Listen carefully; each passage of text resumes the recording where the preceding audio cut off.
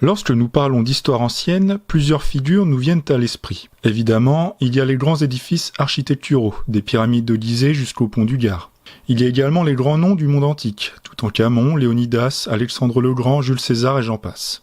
Enfin, nous ne pouvons passer à côté de nombreux récits mythologiques. Je pense qu'à côté de toutes ces figures de l'Antiquité, le gladiateur a sa place. En effet, le combattant des arènes est devenu un symbole de l'histoire romaine et nous avons construit au fil des siècles un véritable mythe autour du gladiateur par le biais de la peinture et plus récemment par le biais du cinéma. C'est en toute modestie que je compte rétablir quelques vérités à propos des gladiateurs. Dans le cadre de cette vidéo, je vous donnerai quelques indications sur les différents types de gladiateurs et leurs équipements.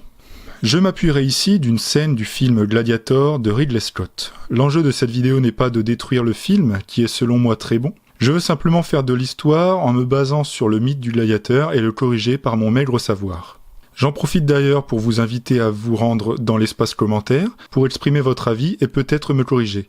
Merci à vous. Commençons par définir les types de gladiateurs. Le mot exact est en fait armatura, ou armaturae au pluriel. Chaque armatura dispose d'un équipement particulier qui ne change pas.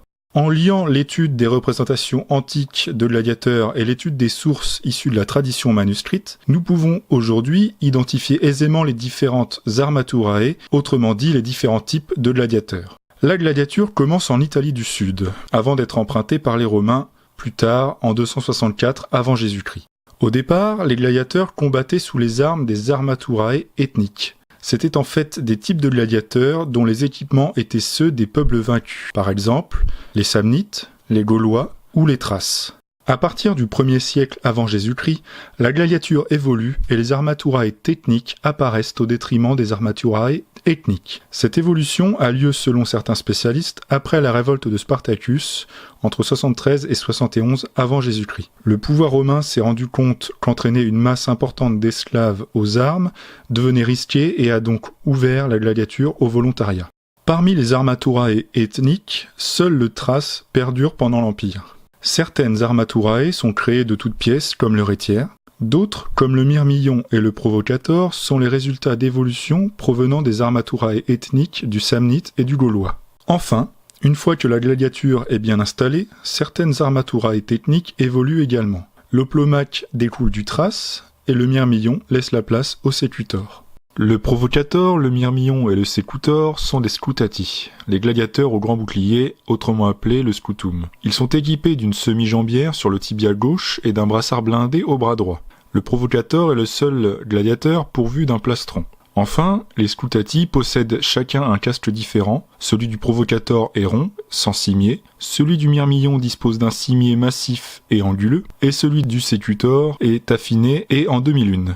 Les scutati combattent toujours avec un glaive ou un poignard. Le Thrace et l'oplomaque sont des parmati, les gladiateurs au petit bouclier, autrement appelés parma. Celle du Thrace est carrée, tandis que celle de l'oplomaque est semi-sphérique. Ces deux gladiateurs sont équipés de deux grandes jambières et d'une manche blindée au bras droit comme leurs homologues scutati. Le Thrace manie la sica, un glaive courbé, et l'oplomaque utilise quant à lui une lance. D'autres gladiateurs plus rares existent, comme l'Équès, qui combat à cheval, l'Écéder, qui débute toujours son combat sur un char, le Sagittarius, qui combat à l'arc, ou encore le Dimacaire, aussi appelé le Cisor, ou l'Arbélas, combat quant à lui avec un manchon terminé par une demi-lune tranchante. Le film Gladiator se déroule sous le règne de Commode, donc entre 180 et 192 après Jésus-Christ. Par conséquent, les armaturae représentées devraient être des armaturae techniques. Après avoir expliqué tout cela, regardons l'extrait dont je vous parlais plus tôt. Attention, scène de violence.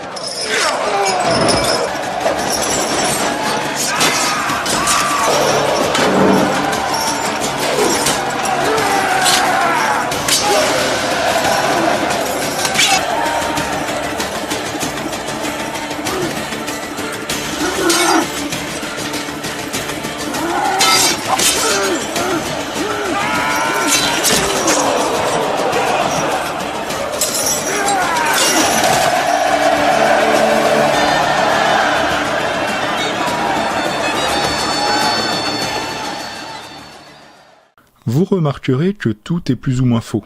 Le fléau d'armes, par exemple, n'a jamais existé pendant l'Antiquité. Cette arme n'apparaît qu'au Moyen-Âge. Également, la masse d'armes n'est absolument pas une arme utilisée par les gladiateurs. Le gladiateur au trident, le retière, ne dispose pas de casque, contrairement à ce que l'on peut voir dans le film. Et ça, non! L'image du Minotaure ajoute certainement une dimension plus épique au combat, mais historiquement, aucun gladiateur n'a combattu de cette façon. Le film met en avant une multitude d'équipements plus fantaisistes les uns des autres. En réalité, ceux des gladiateurs répondaient à des normes strictes et demeuraient assez simples. Par conséquent, pour ce qui est du champion de commode présenté dans la dernière partie du film, je vous le donne en mille, rien ne va. Aucun type de gladiateur ne disposait d'une hache. Ce casque est complètement issu d'un imaginaire fantaisiste, tout comme la plupart des équipements défensifs du champion.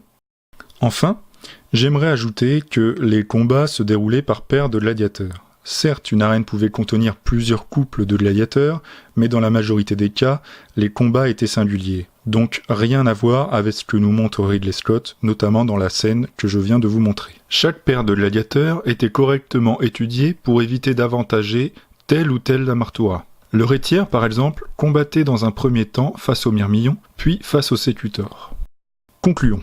Le film Gladiator met en lumière l'imaginaire collectif des gladiateurs que nous nous sommes construits depuis des siècles. Le film est avant tout un divertissement, et nous pouvons comprendre les choix de Ridley Scott. La dimension spectaculaire, presque épique, doit être mise en avant pour satisfaire ce divertissement. Désormais, après avoir relevé certaines erreurs du film Gladiator à propos des différents types de gladiateurs présentés, que pensez-vous du tableau Police et Verso de Jean-Léon Gérôme ?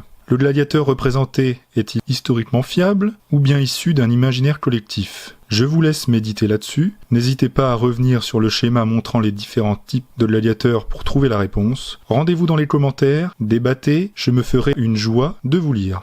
Pour ceux que ça intéresse, je vous recommande le livre La mort en face, le dossier gladiateur d'Éric Tessier qui demeure l'une des meilleures synthèses récentes sur le sujet. Également, je vous invite à aller jeter un œil à la vidéo de Charlie Danger, La vérité sur les gladiateurs, qui m'a beaucoup inspiré concernant ma première vidéo. Elle se fonde notamment sur l'archéologie expérimentale, une science presque essentielle à l'étude de certaines thématiques historiques. Merci de m'avoir écouté et à bientôt pour de nouvelles vidéos.